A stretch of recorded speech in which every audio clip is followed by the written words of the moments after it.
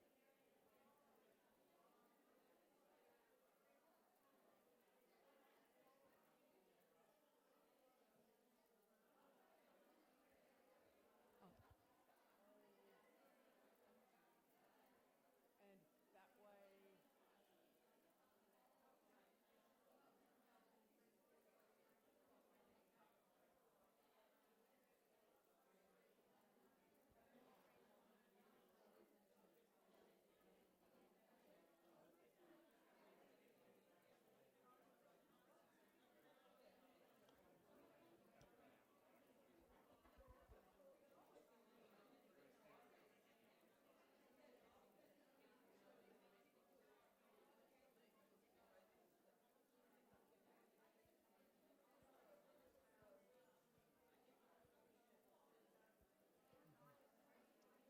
All right. Here's a very weird looking mic for you. All right, so I need to talk into this. Yeah, you need to talk straight into it. Yeah. Oh, yeah. I got a special one. Oh, so this is not going to amplify to the room. No, that's right. Luckily, I have a very big voice. Do you? Yes, I do. I'll turn it down then. Oh, well, yes. Listen. Yes, so I will use a reasonably big voice. Can you get any feedback on it? Well, if you just speak into it, I'll manage the Okay. volumes. Speak Right. into it and not That's away. not such a... And also, I'll turn it down in between sort of asking questions. So when you do hand it to people to ask questions at the end, just be careful about, like, I guess, talking it or rings or anything, because that's going to go straight through. So when you're about to start, just give me about a 30-second warning, because I need to turn things on. Okay, good. I'll keep Well, an eye on you. there's still people coming through the door. So.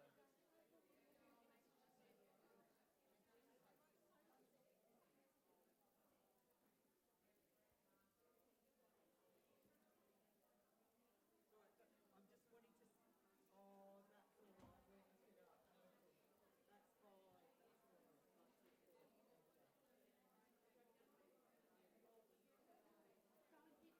No, no. I was just...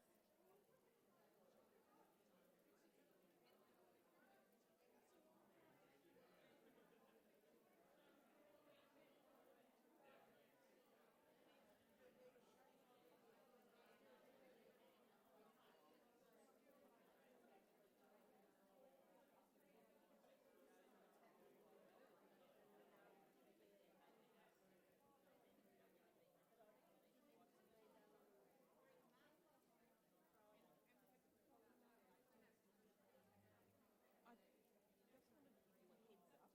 In my introduction, I make reference to me being a member of the new committee, and I'm encouraging people to talk to the new committee, so I'll ask you to put your hands up, identify yourself, say hi later, okay? So Wendy's down the front. Good. Okay. I'm just trying to promote the new education. Yeah, I will.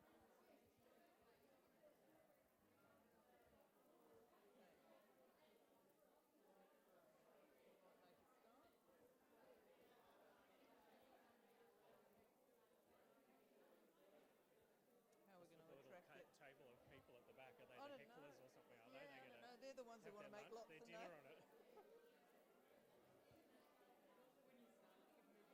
Yeah, oh yes, I was going to do that.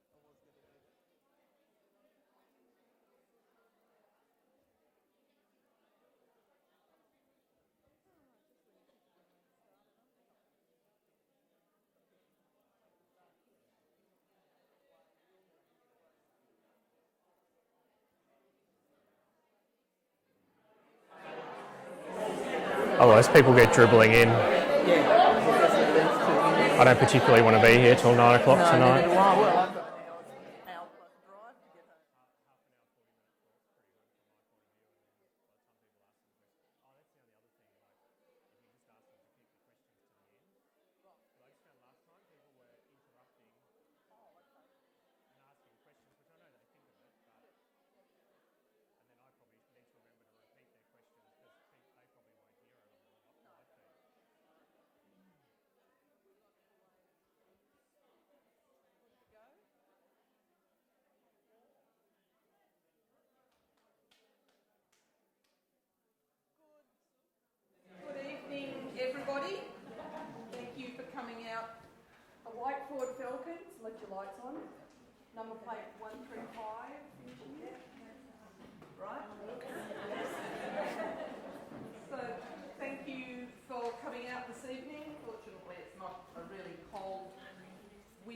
evening.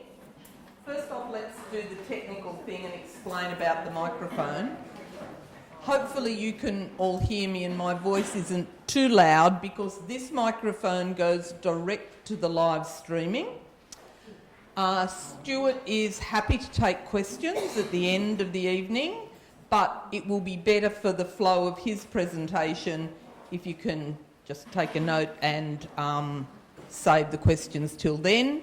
We will then pass around the microphone and it will go to the live streaming too, but you'll need to make sure that everybody in the room hears the question so that the answer is relevant and gives the best information for us here. So this is the second of the Dogs Victoria 2019 seminar series. Tonight's topic, the care and diseases of the neonate. I'm Margaret Gray. I'm a new member of the Dogs Victoria Education Committee. I come from a very diverse background of chemistry and being a chemist in the stock feed industry, then behavioural science, and because family interrupted, my behavioural science degree turned into a diploma of dog behaviour science and technology. So my soft-coated Wheaton puppies are always getting lots of analysis done on them over and above health issues. The Dogs Victoria Education Committee is keen to get feedback. We're only new, and so over the coming months we will be asked for some input. So please make contact with some of those members who are here this evening. If you'd just like to put up your hand, there's Wendy over there, and also respond to anything that's coming out through the various avenues of Dogs Victoria, because we're out to provide information for you. Our presenter this evening is Dr. Stuart Mason. Stuart's a graduate of Melbourne University, and after a few years in Gippsland moved to Monash Vet Clinic in Oakleigh, and in 2002 he became interested in small animal reproduction. This interest in assisted reproduction and wider reproductive issues has resulted in membership of the Australian and New Zealand College of Veterinary Scientists in Animal Reproduction in 2012, which was the year he also graduated as a diplomat of the American College of Theriogenologists. All my practice all week, all day. Stuart has published 2 papers on transcervical insemination and has extensive experience in lecturing to wide professional and lay audiences on small animal reproduction and related topics. Our topic tonight, care and diseases of the neonate, is a natural flow on from that reproduction interest. Having met Stuart myself soon after he joined the Monash team, I've always appreciated his desire to stay up to date with current best practice. We are fortunate to have Stuart here this evening to share with us his keen interest in his profession and, in this case, the care of our precious babies. Please welcome Stuart.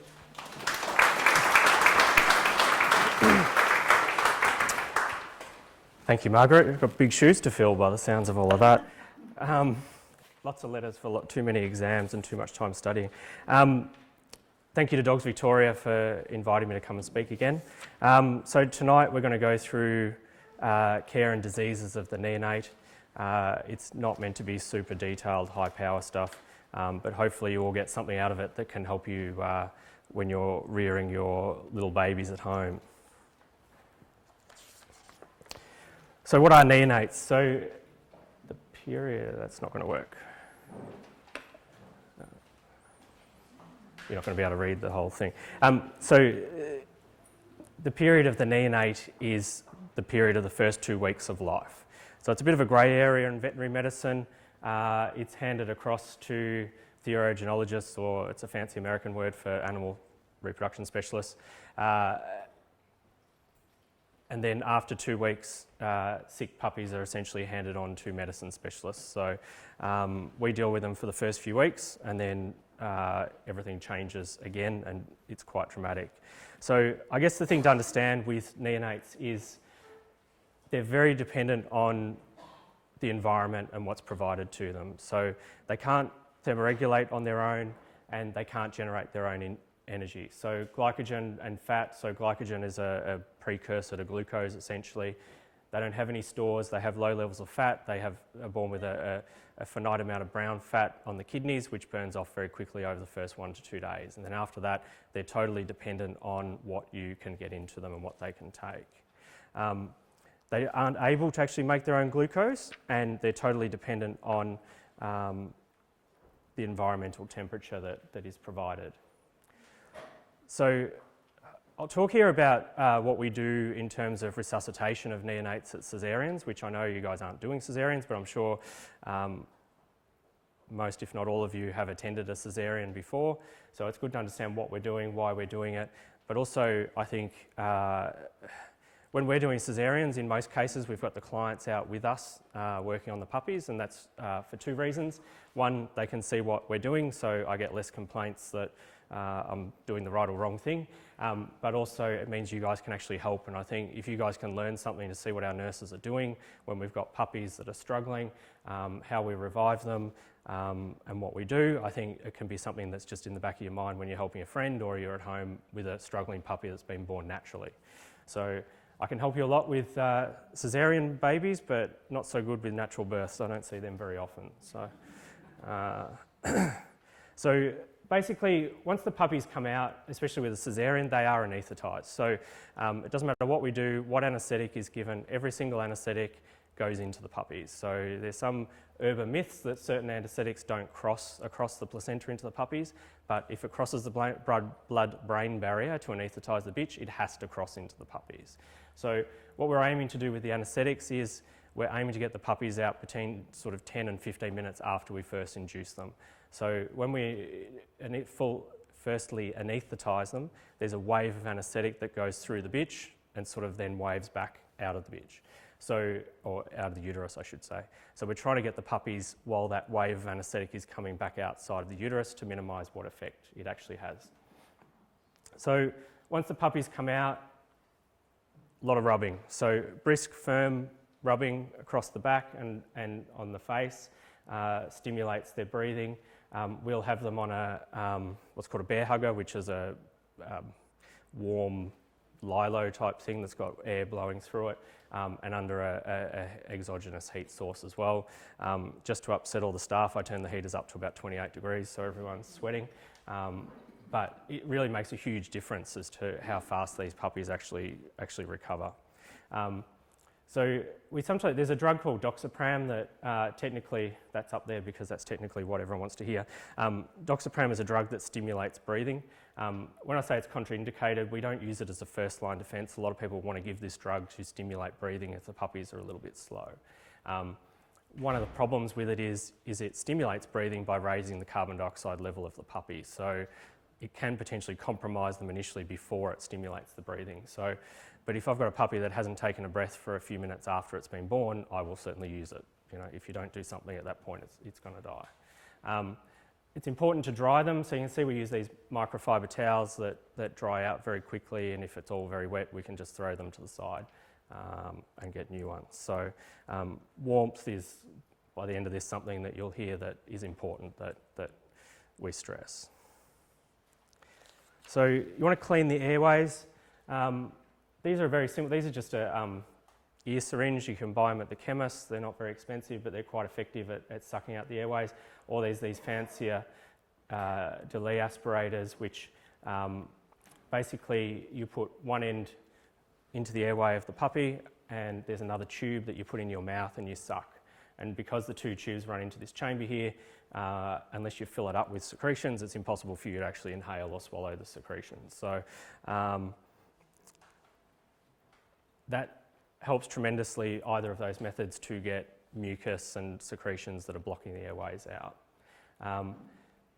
We often have oxygen available, obviously, which you guys have probably not got at home, but oxygen is very important. Puppies respond differently to adult dogs. So adult dogs with low oxygen tend to get an increased heart rate, so the heart rate goes up trying to pump more oxygen around the body, whereas puppies, the heart rate gets lower and lower without oxygen. So it often makes a huge difference just putting an oxygen mask on these puppies and just gentle pressure to force it into their lungs to increase the heart rate and increase their revivability. So there's also receptors on the nose. Rubbing and drying the muzzle will stimulate these receptors, which will stimulate breathing. If you're into acupuncture, there's a Jen Chung acupuncture point, which is in the line that comes down the middle of the nose. I always used to think you just gently put this needle in, but a few acupuncturists have shown me and just basically keep pushing that needle in as much as you can, like a sewing needle, to try and stimulate that acupuncture point to try and stimulate breathing. So it's also important, if you've got a puppy that's struggling, have a good look quickly to see if it's got some sort of problem. Like often puppies that are struggling have cleft palates, hair lips would be a common one, atresia ani, which is a missing anus, all things that are not going to do well if they do survive the revival process. So it's important to check for these things. So as well, if you've got a few puppies that are struggling, we're concentrating on the ones that are essentially going to survive. So obviously during a caesarean, the neonates are slower to recover than during a natural birth. Obviously, as I said earlier, you get anaesthetic suppression. The anaesthetics we use nowadays are very short acting to try and minimise what effects we have on the puppies. Chilling is important because these puppies, as I said to you earlier, can't generate heat, so the colder they get, the slower their heart rate will get and the more likely they are to die. And also low glucose. So this whole process is consuming a lot of glucose. So in some cases, puppies that are not reviving as quickly as we would like, we'll actually give them a glucose solution, so to boost that up. So we can give that glucose via a stomach tube, is the best way to give it, and we repeat it every sort of 15 to 30 minutes until the puppies are nice and strong. Once they're breathing, we'll in general put them in the humidity crib. Again, I have that humidity crib up nice and high at sort of 37, 38 degrees. I don't want them in at that temperature for a long time because they're just going to get dehydrated. But once the puppies are active and moving around, we'll then turn it down to a more appropriate level. If you've got a puppy that's not breathing and it's struggling, honestly, in most cases after 15 to 20 minutes, it's not worth continuing resuscitation because you're going to have some sort of irreversible brain damage.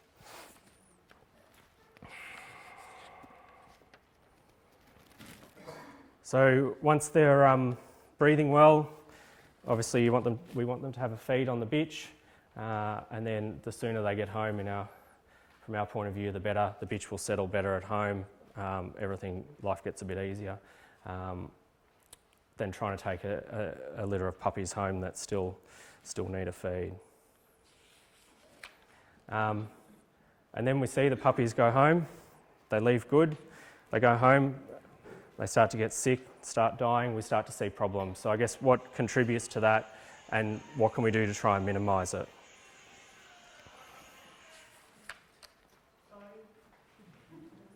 That's all right, as long as it's not mine. So neonatal death is quite common. There's a number of papers published on this topic reporting between 10 and 40% of deaths is a normal accepted value. It is quite high. We would hopefully be trying to aim for down towards the 10% rather than 40%.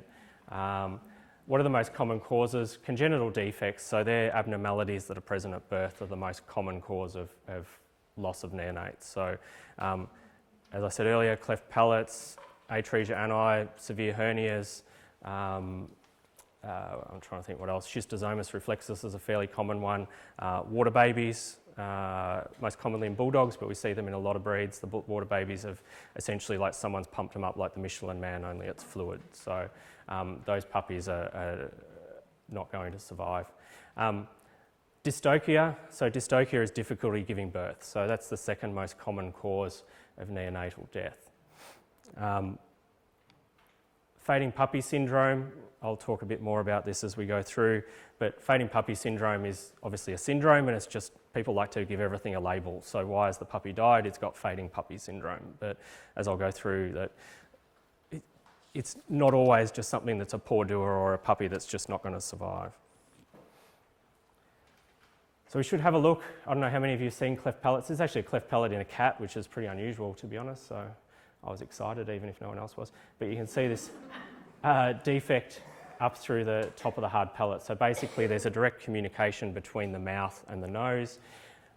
These puppies and kittens will survive initially, and they'll probably live quite well for about 3 weeks.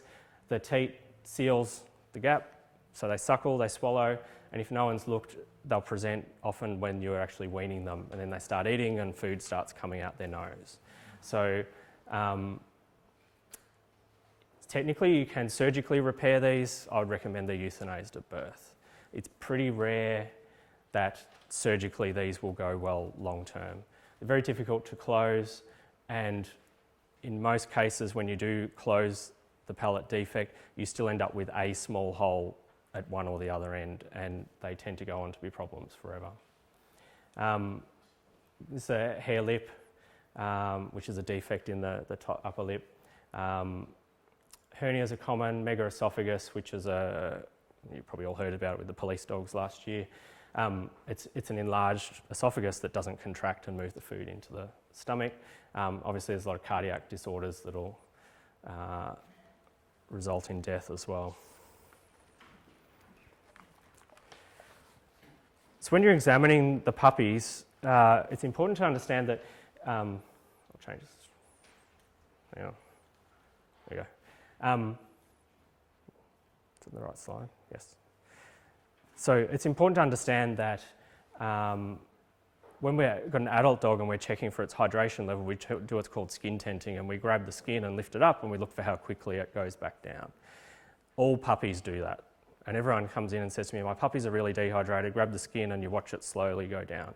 It's not a good assessment as to whether your puppies are dehydrated or not.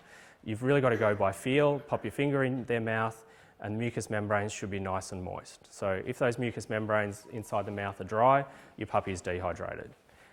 They have problems as well, which I didn't mention earlier actually. Their kidneys don't function properly for the first 8 weeks, so they can't, like us, concentrate their urine to retain fluids, so they'll get dehydrated very, very quickly. Look at their respiratory rhythm. It should be nice and even, it shouldn't be disjointed. And then you've got these suckling reflexes and suckling and rooting, and these are limb reflexes that are present in the first few days. So that's all normal responses that you should see.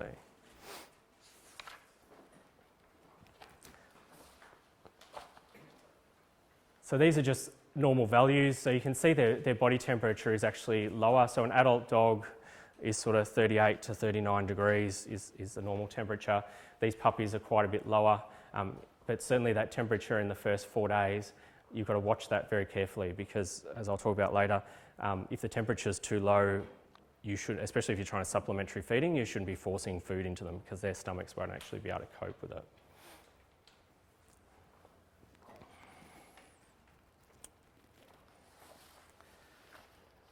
So hypothermia is probably one of the most common problems that we would deal with.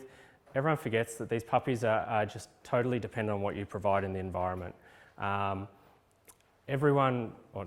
lot of people like heated whelping boxes. I'm not a fan of heated whelping boxes. If you have the temperature right for the puppies, it's too hot for the bitch. If you have the temperature right for the bitch, it's too hot for the puppies. So I tend to move away from that nowadays, and we tend to use setups, which I'll show on the next slide, with a heat lamp over one end of the whelping box.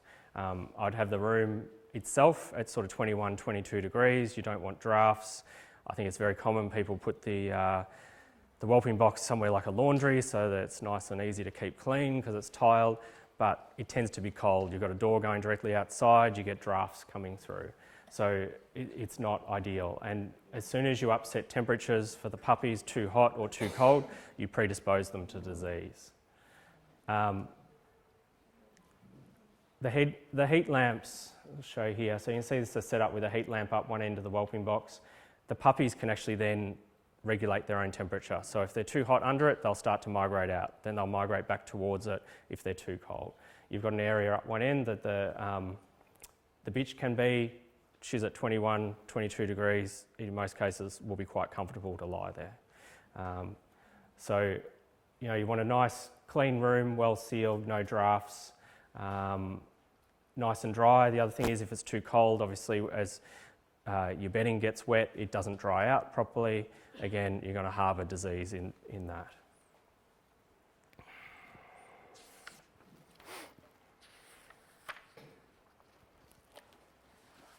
So recommended temperatures, as I said earlier, like when they're coming straight out with the caesarean, we've got it at like 37 degrees, but once the puppies are active, we'll turn it down. So you want this environmental temperature of 29 to 32 degrees for the first 5 days. So there's not many bitches that would be quite happy to lie in that sort of temperature. And then we slowly turn it down over the first 4 weeks of life, where they can just, after that, 6 weeks of life, where they'll be able to cope with just normal ambient temperature within reason. If we've got canine herpes virus issues, which I'll talk about as well soon, we have it much higher than what these figures are. Yes, that's not ideal for the puppies, but the virus can't actually replicate under high temperature. So you've got to undertake, I suppose, extra care to keep these puppies dehydrated, and it's sort of trying to balance disease versus harming the puppies. So it's important to remember that a puppy is not a small adult dog. A kitten is not a small adult cat. They have totally different biochemical values, hematological values. As I said before, their kidneys can't concentrate the urine, so the kidneys are still actually forming for the first 2 weeks after birth. They aren't fully functional until 8 weeks after birth, and then they can't really cope with issues of dehydration until about 6 months of age, which is why some dogs can be quite pains in the rear end to house train. Obviously they're born haired, but they're very immature compared to a lot of other species. You know, you can compare them to foals and calves that come up and be up on their feet very quickly, suckling, and a bit tougher than what our little canine friends are. So hopefully everyone can read this, and I'm going to ask a few questions off it.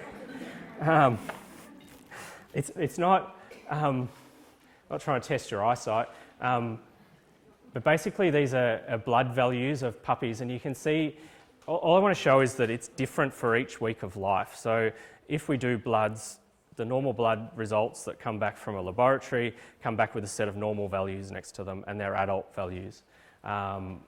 And this goes for pregnant bitches too, to be honest. But the different items that we're looking at with red and white blood cells, we're going to look at different numbers depending on their age. So the blood cells that the puppies are born with are actually bigger than what the adults have, and they slowly die off and disappear over the first 2 weeks of life as the adult ones come through. So the puppies will actually get anemic, and that peaks at around 2 to 3 weeks of age, and then slowly they start forming their adult blood cells, and their red cell indices start to come up.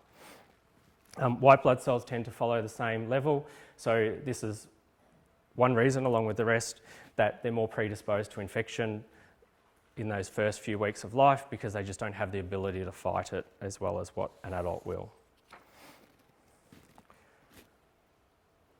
So these are just changes in kidney enzymes, and you can see as well, like each week is different, totally different numbers. If for those of you need to be in front of the front row to read it in here.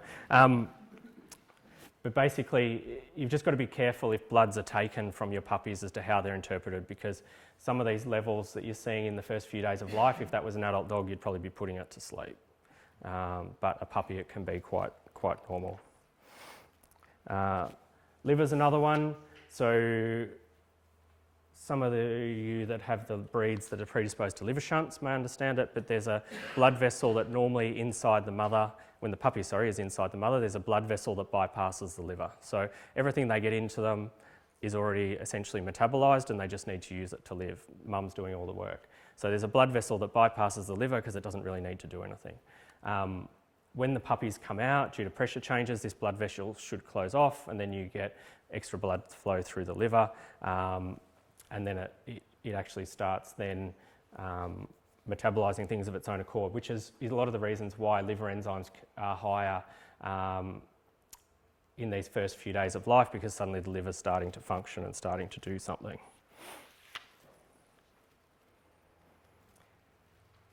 Calcium and phosphorus. So calcium and phosphorus levels are higher in younger puppies. Poor nutrition is one of the most common causes of low calcium and phosphorus levels. There's parathyroid hormone and growth hormone in the milk, which also enhance calcium and phosphorus absorption. So puppies that are bottle fed are at a higher risk of low calcium and phosphorus levels.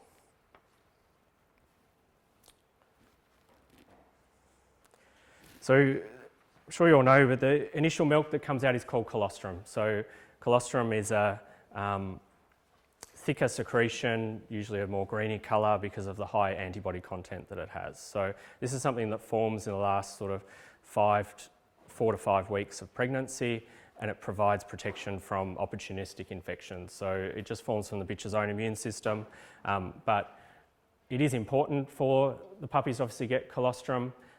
There's about 10 to 15% of antibodies that will actually pass across the placenta in dogs and cats, whereas other species like cattle and horses get absolutely none, so they'll die if they don't get their colostrum. So puppies won't die without it, but we still believe it is very important to get it. And the puppies that get good colostrum levels will have improved survivability. Weight loss in the first 2 days is quite normal, and a lot of this is because the milk is changing from colostrum to milk. And I get this question a lot: the bitch's milk's drying up after 12 hours. You know, we'd seen them 12 hours before and there was plenty there, and then it just disappears. And that is because of this change from colostrum. It can't just suddenly switch and go, I've got colostrum here and then I'm going to just produce a whole heap of milk. So it's important to watch that, keep stimulating. The best stimulus for milk production is the puppies actually suckling on the bitch. Watching what production there is and topping the puppies up if they need it during that first couple of days.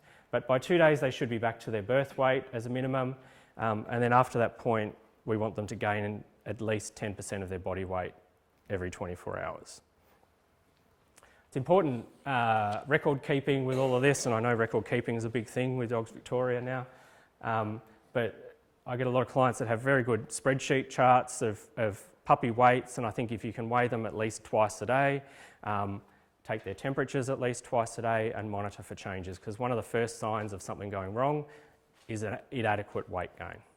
And often this is something that shows up before you're actually seeing your puppy even sick, and it indicates that they need attention. So as I said earlier, there's some antibodies that are transposed across the placenta, but the majority is actually still coming orally after birth.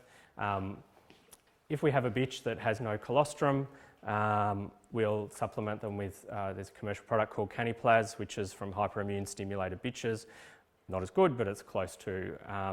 We can give that orally in the first 24 hours. After that, especially if we've got disease states, we'll often use it. You can just give it as an injection under the skin or straight into the belly. So the gut closes within 24 hours of birth. So that means that there's channels in the intestines which allow the antibodies to pass through into the bloodstream. But after 24 hours, these channels close over, and it doesn't matter how much antibodies you give orally, they're just going to get digested and passed out in the feces. So this gut closure process is actually hastened by eating. So in its shortest time span is up to 8 hours. So even if we supplementary feed puppies within the first 1 or 2 hours of birth, we would still want them to get colostrum within the next sort of 6 to 8 hours. So I wouldn't want to be leaving them to up to 24 hours. So as I said, they should gain a minimum of 10% of their body weight every 24 hours. When we're supplementary feeding, we want them to be drinking a minimum of 20% of their body weight. And so it's minimum in 24 hours. Obviously, they nurse frequently when they're on their mothers. In if the puppies are failing to gain weight, then we need to be topping them up. And obviously there is a balance between overfeeding them with supplementary formulas, which will actually reduce milk production as well. So you've got to sort of keep an eye on what's going on with the bitch. Subclinical mastitis, so mastitis is infection of the mammary gland. That's a very common cause of poor weight gain in puppies, so you get a low-grade infection, reduces milk production. Obviously the puppies are going to start to struggle. So like I say, puppies that are failing to gain weight we would want to see, and we usually want to see the bitch as well so we can assess this. Another important thing to remember, which I haven't written up there, is worming the puppies, and this is a common question I get, especially puppies that have had issues with diarrhoea. Should I worm them? The worming will make it worse. If they've got a worm burden, that'll make it worse than anything. So the worming products are only in the system for 12 to 24 hours at the most. So even when I've had puppies that have got diarrhoea, I'd still be worming them to reduce the worm burden, because if there's worms in there, that'll increase the probability that the puppies will get sick. So low milk production, why do they get low milk production? Making sure the bitch is eating, and it's not uncommon. You get some bitches that are almost over mothering. They're tending to these babies too much that they just won't eat, and you need to often pull these bitches away, give them a bit of time. It's like mum having time away from the kids. Give a bit of time away to try and get them and encourage them to eat something, and force feed them if you have to. But if they really won't eat, it's looking at the bitch. Is there something wrong with her? Does she have mastitis? Does she have a temperature? A metritis, which is metritis is a postpartum or post-birth uterine infection. And all these things will put the bitch. Pain is another one, some cases after caesareans. So you need to try and correct that underlying disorder. But if there's nothing wrong with the bitch, then we'll often use medications to try and stimulate milk production. Traditionally, we've all used metamide, metoclopramide, which is a drug to stop vomiting. I found by the time it worked, the milk was going to come in anyway, so it's a polite way of saying it doesn't. So we'll use domperidone now, which is Motilium. It's been used in women for a long time to increase milk production, and it works a lot faster and actually is very effective, especially at these high dose rate, 2.2 mg per kg, twice a day. So supplementary feeding. So these are our normal values of bitch's milk, and these are some common products available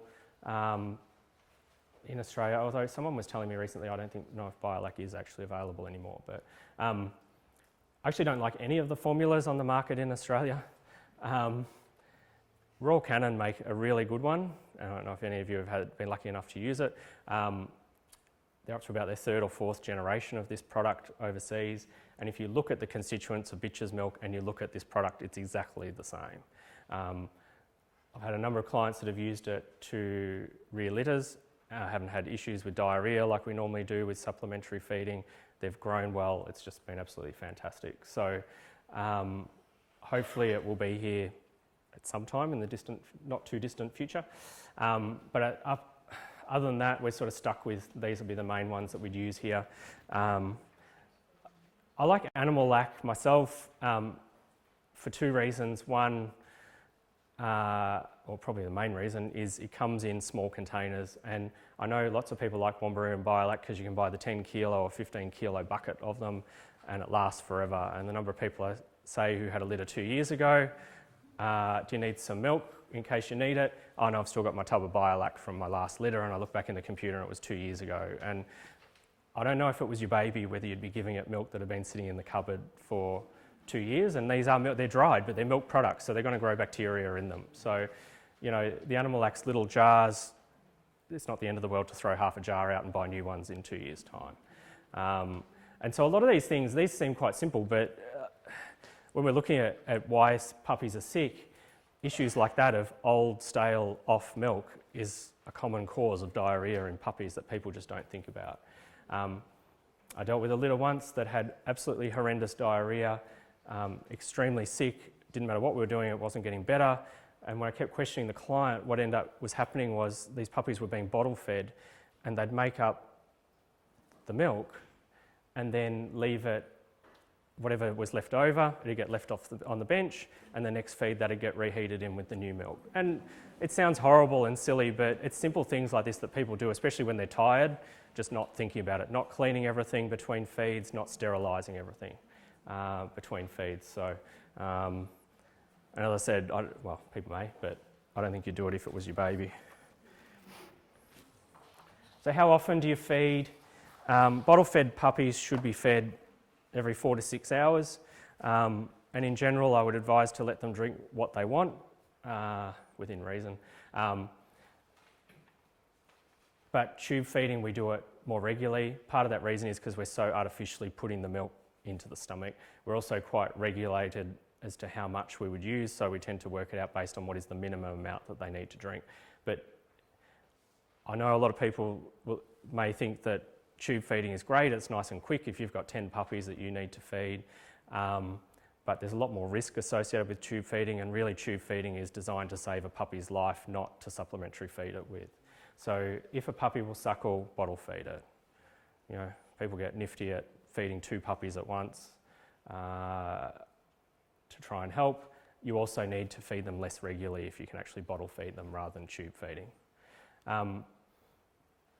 Eyedroppers and syringe feeding are all no-nos in terms of you'll be more likely to actually force it in and get them to aspirate the milk. Toy breeds are always a never-ending difficulty because getting bottles and teats that the toys can actually suckle on is quite difficult. So sometimes we do, although there's ones now, I think they're called a miracle nipple, that the teat fits on the end of a syringe and in a lot of cases will work quite well. So bottles, we use baby bottles. All the ones that are sold as dog and cat bottles, certainly in Australia, are marsupial teats on a bottle, and you have to make a hole in them. People either make too small a hole and then they get frustrated, so they cut a big hole and then drown the puppy. They're just very, very frustrating, and the thing with the proprietary bought ones is they've already got holes in them, they're regulated for the milk flow. Obviously the bitch empties the puppies out, but if the bitch isn't there to be doing it or she's not doing a good job, a moistened cotton swab stimulating the perineum will help them to urinate and defecate, and the urine should be nice and clear. So if the urine's a yellow colour, that's a sign they need attention.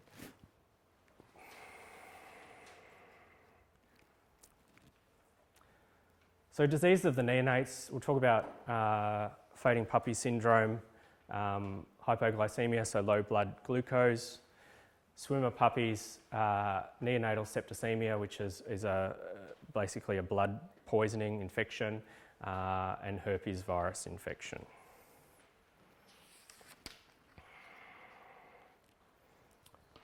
So fading puppy syndrome, so when I say poor husbandry, I'm not meaning to say everyone that gets a fading puppy is not looking after them properly, but it's in most cases something going wrong with the husbandry situation. Too hot, too cold, too damp, too drafty.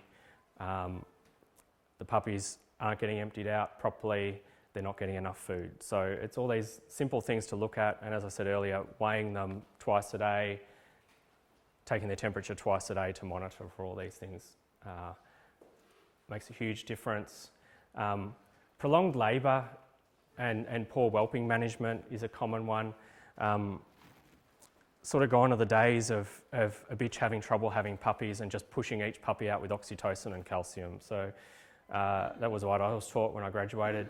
You know, the bitch is having trouble after puppy number 1, she's still got 9 to go, give her a shot of oxytocin. Get a puppy out, wait 2 hours, give her another shot of oxytocin.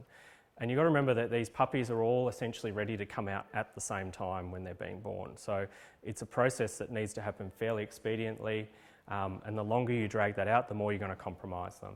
And so what tends to happen is, because these puppies are all ready to come out, they're actually all starving of oxygen inside the bitch.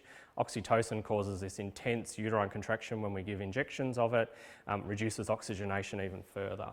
So these puppies are really starving for oxygen inside the bitch. They finally come out, they take a huge deep breath of room air and they look fantastic, you know, and then they get what we call a reperfusion injury. So if you're deprived of oxygen, you need to be need to have your oxygen levels slowly increased.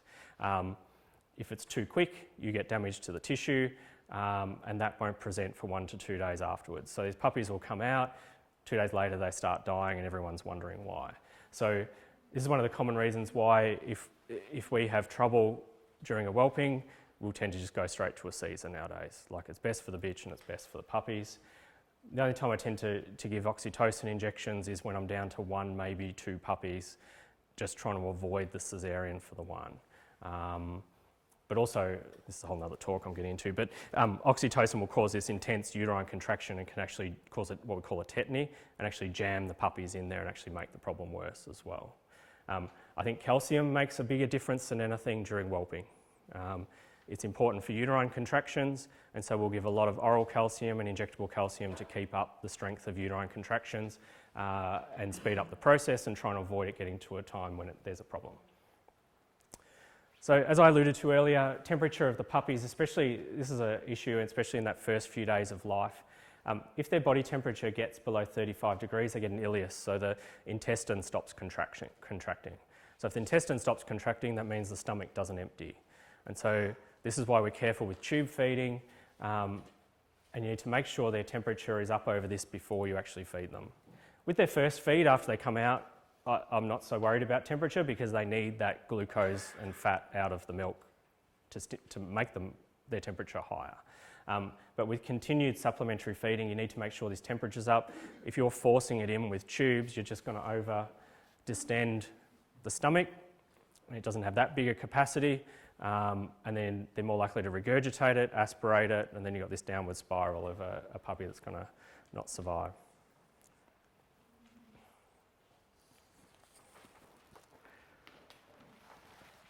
So hypothermia or low body temperature will lead obviously to low oxygenation, which will cause fluid to build up in the lungs.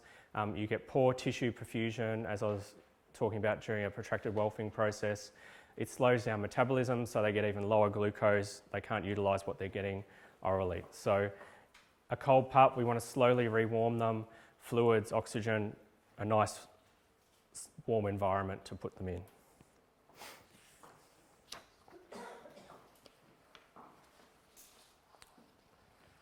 So poor mothering is another common cause of fading puppy syndrome. So I think you get some bitches just aren't made to be mothers. But there's a lot of bitches that essentially will suffer from like a postnatal depression.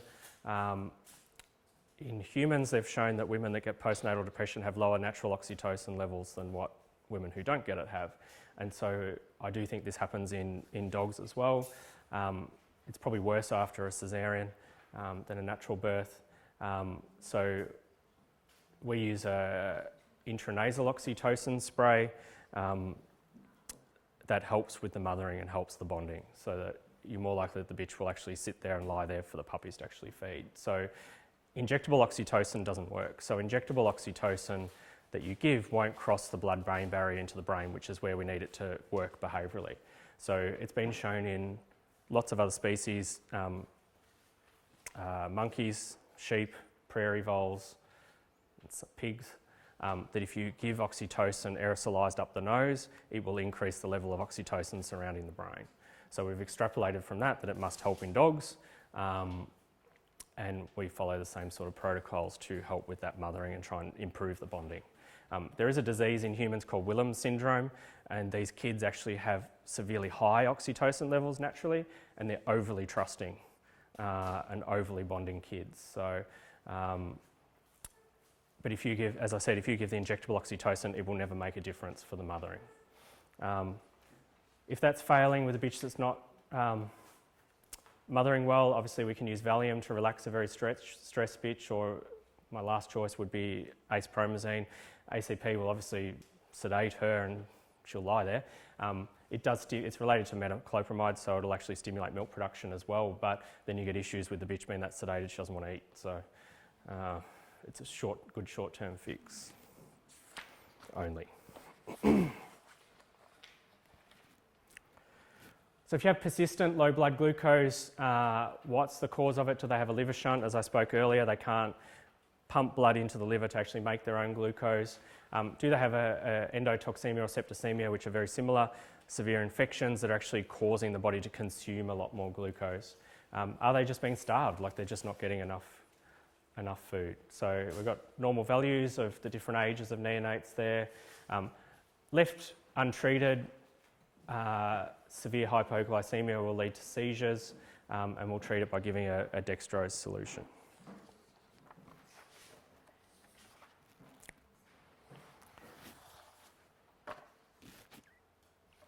So swimmer puppies, they're more common in formula-fed puppies. Fat puppies tend to be lazier and they get more problems with development. The other common cause of swimmer pups, so these I'm sure a lot of you have seen them, is where they just don't have the strength to pull their legs forward and they just flail behind them and they just lie on their chest like a seal, and they end up getting a flat chest, which causes problems with breathing. They can't suckle as a result of it. And so I'm talking about cleanliness and hygiene and stuff, and one of the, I suppose, biggest causes of this is a nice, neat, smooth whelping box. So it's our instinct to have it nice and spread out and the base of it nice and smooth, but you need it actually roughened up, clean, but roughened up. There's foam you can get, it's like an egg cup shaped foam that the puppies actually have to crawl through and crawl over. So one, it's burning off a bit of energy for them, helping to develop the muscles to try and get them up off their legs. Severe puppies will often hobble their legs, so that's where you'll, usually with tape, join their back legs together so that it actually helps them to bring them forward. And then trying to control their weight, which is easier said than done in young puppies. So neonatal septicemia, which is infections, obviously unclean environments, poor temperature control, the whelping issues, infection are a common cause. I always debate whether to say this one in front of breeders or not, but raw diets increase the risk of neonatal septicemia.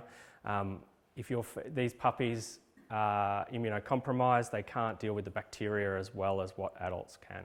And even the bitches are immunocompromised at this point. So the progesterone, which maintains pregnancy, suppresses their immune system. That's part of the way they stay pregnant. So pregnant bitches and young puppies are more likely to get gastros from bacteria that are in their foods. So it's like getting back to the old milk that we were reheating before. It's the same with the food. So I know lots of people will tell me I've done this for years and I've never had a problem, but eventually it will catch up with you. Neospora, which is a parasite that's commonly found in raw meat, is another issue that can make the puppy sick. And I guess from my point of view, it's why do something that's going to increase the risk of actually having sick pups? So what are the signs? This is the trouble, like puppies are a bit like birds in a way. By the time if you've got a pet bird and by the time you see it sick, it's probably too late to do anything about it. So it's watching for the subtle signs of poor weight gain, not feeding well, they're a bit quieter than normal, and trying to get onto it quickly and prevent it getting from a severe state of vomiting and diarrhoea, screaming abdominal pain. Often those puppies are too late to do much with them. So how do we treat them? Broad spectrum antibiotics. Just as a general, we'll often use cephalosporins. So cephalosporins are similar to Clavulox, but cephalosporins are a group that have shown not to upset the normal gut flora of dogs and puppies. So we'll often use that as our first line defence to try not to create another problem. Fluids, these puppies tend to get dehydrated, and the more hydrated they are, the more they're going to flush out the toxins. But you've got to be careful about overhydrating these puppies too, because their kidneys can't cope with that either. Overhydrate them, you'll actually end up with fluid in the lungs, which will cause problems with breathing. Oxygen supplementation is also helpful. So canine herpes virus, we don't know, there's a number of studies done worldwide looking at the incidence in Europe and America. No one's ever actually looked at it in Australia. The reported incidence is between 6 and 80%. People will tell us we don't have it in Australia. We certainly do have it in Australia. I think it's very common. The most common sign you'll see with canine herpes virus infection is kennel cough. So most dogs have been exposed to it by the time they're 12 weeks of age. They get some kennel cough and they get over it.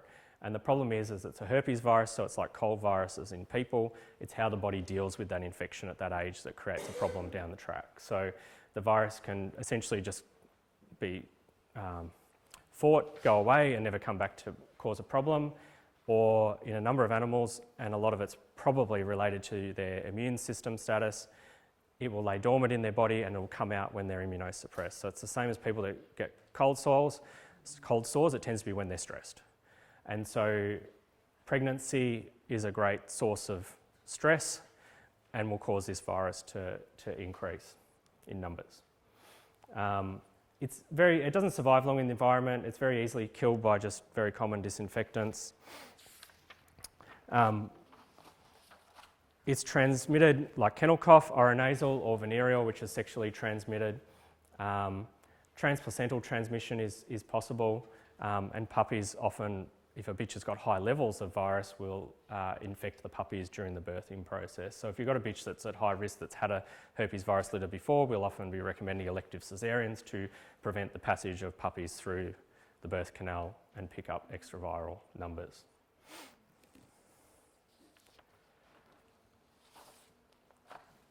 So you'll get, I think I've got a photo later. So reproductively, you'll see blisters form around the vulva. You don't normally see signs on the males, and it often happens early in their season when that progesterone first starts to rise and suppress the immune system. Obviously, they can remain infected for up to 2 to 3, infectious, I should say, for 2 to 3 weeks. And one of the problems is, how does it present? And herpes virus can cause all of these things, from failure to get pregnant, resorption of puppies, which is just death of puppies up to 5 weeks of age inside the mother, abortion after day 40, and then neonatal death up to 3 weeks of age. And obviously you get a placentitis or infection of the placenta associated with it. So it's hard to see on this, and I can't see it from here. But you get these little, like here, there's that lighter spot, little vesicles that form on the vulva. In case you're wondering what that was. So what do puppies look like? So usually puppies that get herpes virus infection are just absolutely screaming. They've got really tense abdomens. People often think they've got a twisted bowel or something, and they literally just scream and they're gasping for air. And a lot of it is just the severe abdominal pain that they've got. Their abdomens are quite distended, so they can't take on any sort of nutrition. How do we diagnose it? Unfortunately, it's usually a post-mortem diagnosis. You get white spots on the liver and often on the kidneys. So if we get a puppy who is essentially either has died showing these signs before or is dying, we'll often euthanize the puppy to actually look at this so that we've got an idea how to treat the other puppies that aren't showing signs yet to try and prevent it from being a problem. You can do blood tests to check for it, but it can't be tested in Australia. You've got to do 2 serum samples and then send them off to New York, so it takes about a 4-week process. So at this stage, the puppies are either dead or alive. But if you've got a bitch that is of high risk and you want to monitor levels, it's okay for that. And we've got to look at, which we do with a lot of puppy diseases, it's a herd control rather than an individual control like it is with an individual pet. So you get these white spots on the liver. You can see here these white spots within the liver here, and this puppy actually had spots on the kidneys there as well. So how do we treat it? As I said earlier, you want a high temperature to try and stop the virus from replicating. And this is extremely off-label. We'll use acyclovir, which are 8 antiviral tablets. Dissolve a tablet in 10 ml of water, and we keep giving it to these puppies 4 times a day until they're 3.5 weeks of age, and then they're past the high risk stage. You could also take serum from the mother and give it to the puppies, or the people that make Caniplas claim that it has high herpes antibodies in it, but to my knowledge no one's actually tested and proven that. But I do think the Caniplas just helps stimulate their immune system anyway. It's providing nutritional support and monitoring these puppies that you've still got at home. So the biggest issue though is that a carrier status is most likely. So should you breed with the bitch again that's had a litter of herpes virus infected puppies? Probably not. Overseas there is a vaccine It's very short-lived. I can never imagine it getting to Australia. You have to vaccinate the bitches 4 times a year. You have to vaccinate them when you mate them. And I think you give it at about 6 weeks of pregnancy and then just after birth as well. So with all the anti-vaccine campaign for the last few years, I can't imagine Muriel, who makes it, spending the money bringing it out here. And it's questionable effect anyway. So they commonly use it in parts of Scandinavia, but they also aren't convinced it really makes a huge difference. Obviously, as I said earlier, a common route of infection is by passing through the birth canal. So elective caesareans are recommended. So just finally, I think having a nice setup, nice and clean, nice heat source, lack of draft, you don't necessarily need a humidity crib. I think setup pretty basic, but makes a huge difference. You know, I've seen lots of photos over the years of people sending me photos of puppies they've had, and you know, they're on dirty towels that you can see they're in a doorway. A picture says 1,000 words, and you can just look at these situations and you think, wow, I'm actually amazed you've got away with this as long as you have. So, but sometimes it's how people have been taught to do it. And, you know, we're 2019, we're not 18, 19 anymore. So things have changed. And so I think if you can get anything out of this, the most important things are obviously monitoring the puppies, making sure everything's nice and warm, not too hot, cleaning, making sure that good nutrition of the mother, good nutrition of the pups, oxygen, glucose, and just monitor. And so, as I said, record keeping, although it's laborious and it's boring, it is really helpful to us and to you to identify when a problem's happening early to try and get on top of it. And with that, any questions? Do you need the microphone? Well, we'll put the microphone here, but remember... Are you right with this? Remember that you'll need to use a big voice because the microphone is only going to the live streaming. And just hold it by the bottom so we don't get strange live streaming noises. My name is Gillian Kirk. I think you know me, and thank you for most entertaining and most useful talk. It's been great. Can you hear me? Is that not enough? I'll stand up and talk. Yes, can you hear? I can hear you, but... Yeah, Yep. but you need to put that, you'll need to put that so the live streaming gets your question. If you just want Sorry to about The that. people watching online, Oh! millions of viewers. Right, I have 2 questions. One is, a bitch who has come in whelp but not having puppies, but has milk, is the milk in that bitch as good as the milk from a pregnant bitch? So do you mean a bitch with a false pregnancy? Yes, a bitch with a false pregnancy. Yes. It So is. traditionally everyone thought that bitches that had false pregnancies was a sign of infertility actually. But we know that dogs are pack animals, they tend to cycle together, and so the belief is that you have some bitches in a pack that get pregnant, some that don't, and they're the milkmaids to help support them. Because if the dog's in the wild, mum's got to go out and get her own dinner tonight. I don't think anyone's bringing it in for her. So there's got to be way of actually looking after these puppies. So you can put puppies on those bitches and support them appropriately. So it's all right to have 2 mums then looking after pups? You can, but you've got to be watched with mastitis. So the only time I'd recommend that is when you've got very big litters. That, you know, I've got 9 baby puppies and I've got a harrier looking after the beagle puppies as well as the beagle mum. So yeah. And look, and the milk level tends to self-regulate itself based on demand.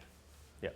And the other question is, during birth, is lack of oxygen, would that ever cause brain damage? It'd have to be severe. So as I was saying, like with resuscitation, so if they had no oxygen for 15 to 20 minutes and then were revived, then yes, it can. Right, thank you very much. No worries. We'll take this question here, but I've noted one over there. Thanks. It's okay. Hi, my name's Jerry, and could you talk a bit about Neospora? My bitch had 7 puppies, and we lost 4. They were not neonates; they were about 6 weeks of age, and the bitch will still have it. So, could you just talk a bit about it? Yep. So Neospora is for those who don't know, is a parasite infection. It's most commonly spread through the use of raw meat, and once bitches have been exposed to it and contracted it, it tends to lay dormant in the muscles. It tends to only cause a problem though with the first litter. So there is very little information done on it, unfortunately, but what they have found is bitches on their second and subsequent litters are less likely to have problems with the puppies. So, Sorry, but should the bitch have antibiotics in a second litter throughout pregnancy? I do. This is like a little experiment I've been doing for a while. So there's a antibiotic, clindamycin. Clindamycin doesn't kill the parasite, but it prevents it from multiplying. And so bitches that are at a high risk of this, and it's usually bitches that are descendants of a bitch that had a problem, we'll test them before we get them pregnant, and then while they're pregnant, keep them on clindamycin for the whole pregnancy. And then I haven't published this, but I've tested probably about 20 puppies now from bitches that were positive, and these puppies have been negative to the Neospora. Because the puppies that died, they had 2 courses of amoxicillin, I think, then clindamycin. So clindamycin is the only antibiotic that will come close to working, but it literally, all it does is it stops the bacteria from, the parasite, protozoa, from dividing, and then it's up to the immune system to fight it and for it to become encysted in the muscles. Thank you, I might get in touch with you later.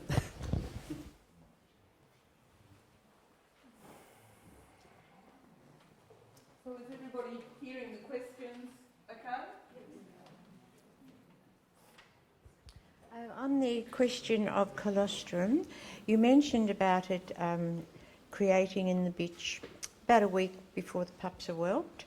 Is there any way we can feed extra nutrition to the bitch to make more colostrum? There's nothing that's proven to stimulate extra colostrum. So the colostrum will actually form in the last 4 to 5 weeks of pregnancy, so it slowly builds up in that last month. Okay. But good quality nutrition is all you can do. And the herpesvirus in the puppies, is that the same virus as humans have? No. So it's the same family, Right. but it's not contagious to people. Thank you. No worries.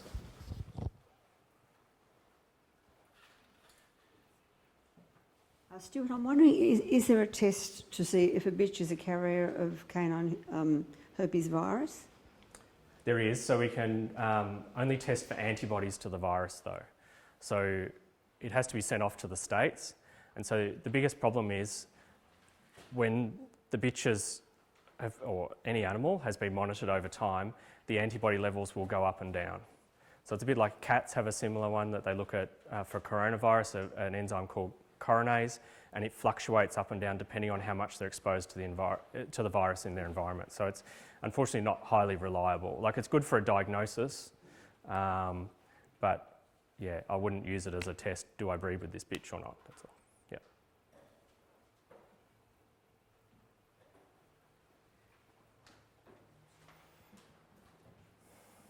Hi, I'm Stacey Bennett. I'm just wondering if ordinary bleach will kill CHV. Yeah, like even just normal detergents and stuff, it's very easily killed off. Yeah. You don't need anything fancy. It's not like parvovirus.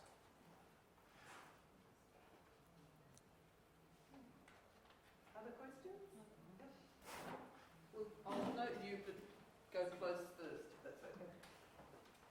Just a question about neonate body temperature.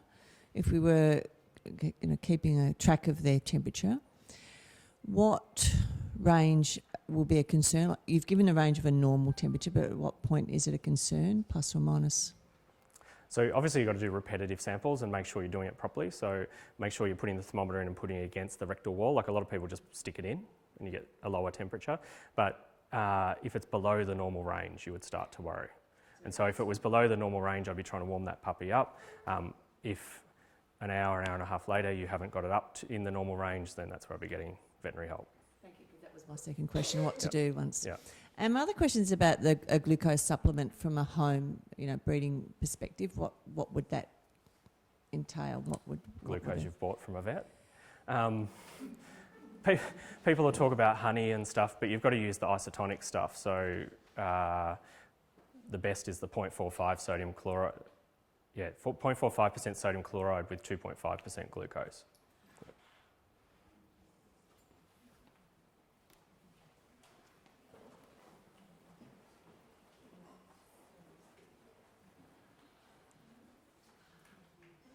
Actually, just wondering whether you can express the colostrum from the bitch prior to delivery, and whether that's a worthwhile thing to do to try and supplement the neonates if they are not getting enough.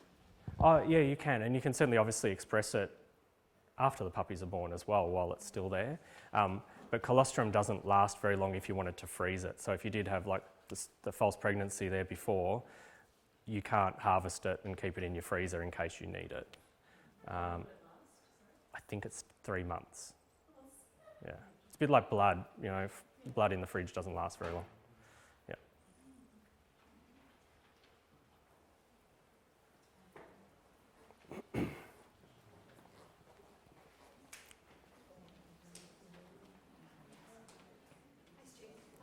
To know a little bit, if you could just talk a little bit more about glucose deficient puppies and seizures.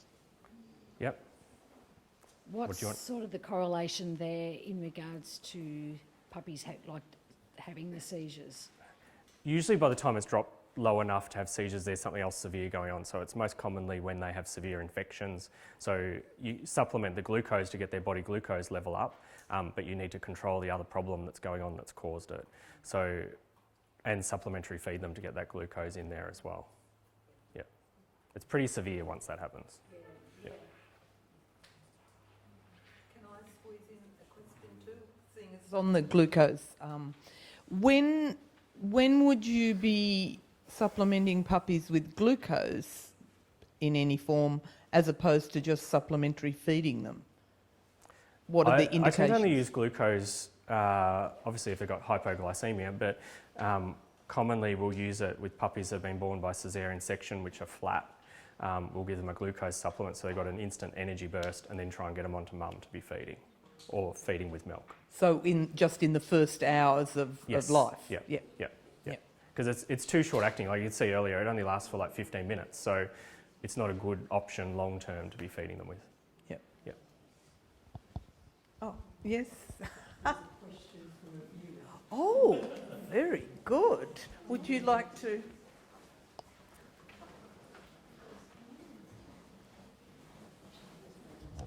And the question is artificial colostrum worthwhile? Depends who you ask. There's no... so the question was, is artificial colostrum worthwhile? There's a lot of synthetic products which I'm very, very, very sceptical on. Some people advocate using bovine colostrum, like the dairy farmers will have to dispose of the colostrum. They can't put it in the vat, so they will often freeze it, and so some people advocate using that.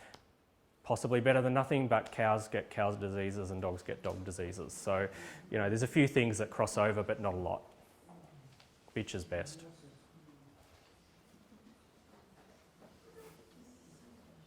Yes. Hello, Stuart. When you were talking about the bottle-fed puppies, you said that they often get low calcium and phosphorus from the milk. Is there anything that we do to supplement that, or do they just pick it up, their calcium and phosphorus levels balance when they're getting weaned on, when they come onto food? There's extra added into the formulas, so it's more an issue if you're making your homemade formula. Oh, okay, so if you... Everyone loves goat milk's formulas and carnation milk and all the rest of it. You would have to supplement it to those products, but in general, we'd be leaving the supplementation of calcium until they're actually eating solids. Okay, so you would still need to supplement with calcium? Yes. How so much I'd be supplementing those puppies up until 6 weeks. 6 weeks? Yep. Okay. And then their good nutrition would then just kick over? Yes, yeah. Okay, thank you. Yep. Another question from me.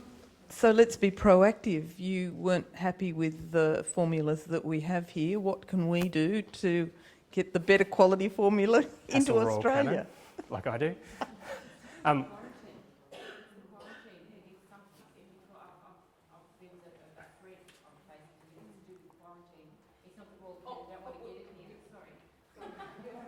The problem with it not being here is that the facilities where it's made, the animals aren't certified to be free of certain diseases to get into Australia. So every food product that comes into Australia, whether it be dog food or milk product, whatever, the animals it comes from have been tested to be certified free of certain diseases that we don't want to come in.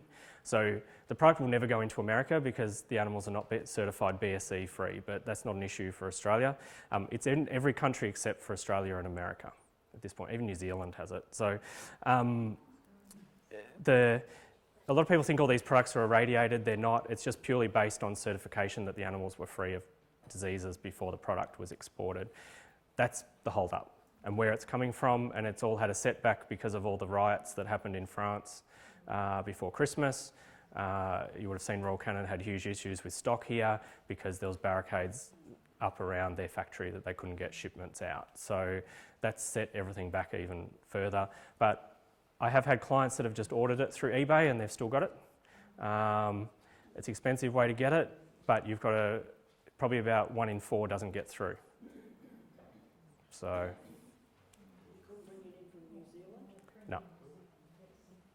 No, because you need documentation to show, unless you happen to not get your bag checked, but you're looking at tubs that are like this, and it's got like 4 little packets that are sealed within it. So, yeah, unfortunately not. Any other questions?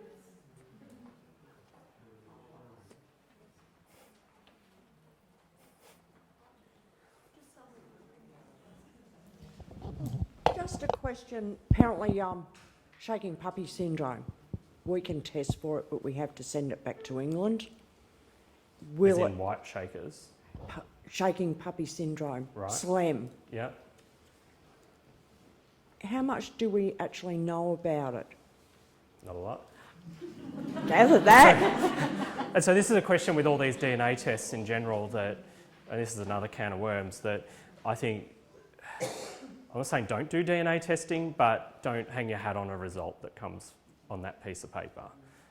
You know, I put it on our clinic Facebook page probably 3 or 4 months ago, an article that was in Nature magazine written by a girl at Harvard University who works in this area, talking about all the problems with the DNA testing. You send the same sample off to different laboratories, you'll get totally different results. You're getting tests done which your breeds are not known to have, and then making breeding decisions on not breeding with these dogs that are DM positive or carriers but never had it. So all these tests, I think, do it, but you've got to be a little bit sceptical. Because when they came up with the SLEM test for Border Terriers, it came up within like 6 months. Yeah, I've been to plenty of lectures. AHT in England. Yeah.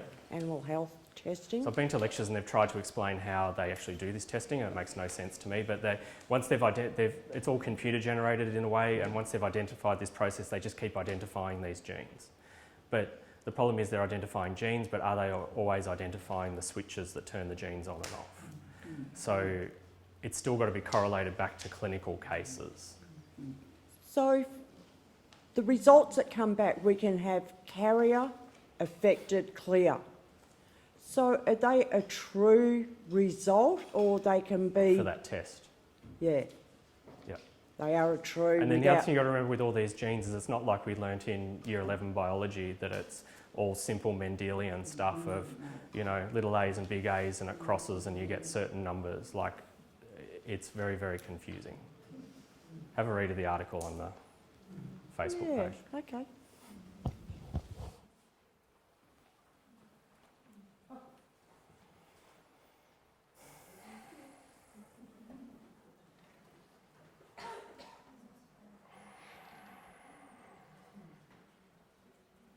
Hi Stuart, how you going? Just wondering, is there an overall supplement that you would consider giving to a pregnant bitch to try to forestall any of these deficiencies? There's nothing that's proven. Like, it was sort of, I think if they're on a good, well-balanced diet, they don't need any sort of supplements. For clients that are overly concerned, I'd recommend Elevit, which is the human pregnancy supplement, half a tablet a day. A lot of people will use folate. Unless their diet is deficient in folate, there's no benefit to adding folate. So there are studies showing that folate will reduce the incidence of cleft palate. I think there's a study in Frenchies and Boston Terriers out of New Zealand, but when you actually looked at the studies, the puppies were fed grain deficient diets, and folate comes out of grain. So all that study has really shown is if you feed a puppy that's deficient and you supplement it, you'll reduce the chances of them getting it. So it only becomes a real issue when people are trying to do homemade diets that grandma came up with, and we've just kept passing it down the line. Yep. That's another issue. Another lecture for another night. Hello.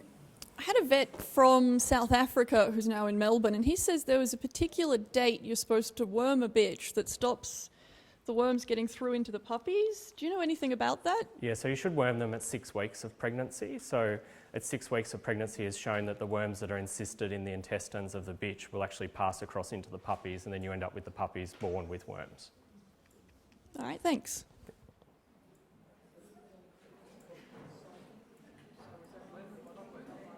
Sorry? So is that worm them at 6 weeks or not worm them at 6 weeks? So I would always worm the bitch. So the question was, do we worm the bitches at 6 weeks or not? So yes, I would worm the bitches at 6 weeks of pregnancy.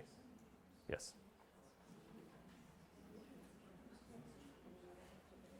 Other questions?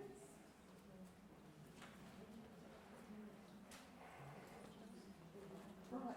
Thank you so much, Stuart, for all your information and years of experience that grows, and just genuine interest in the job that you do.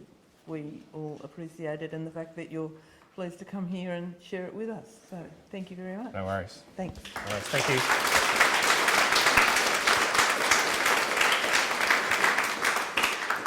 So again, I reiterate my comments from earlier. If you have areas of interest that you would like to see more presentations, we won't pick Stuart's brain all the time, but other people, please let this Education Committee know, communicate back through the system so that Dogs Victoria can be working for its members. Thank you for coming this evening. Good night.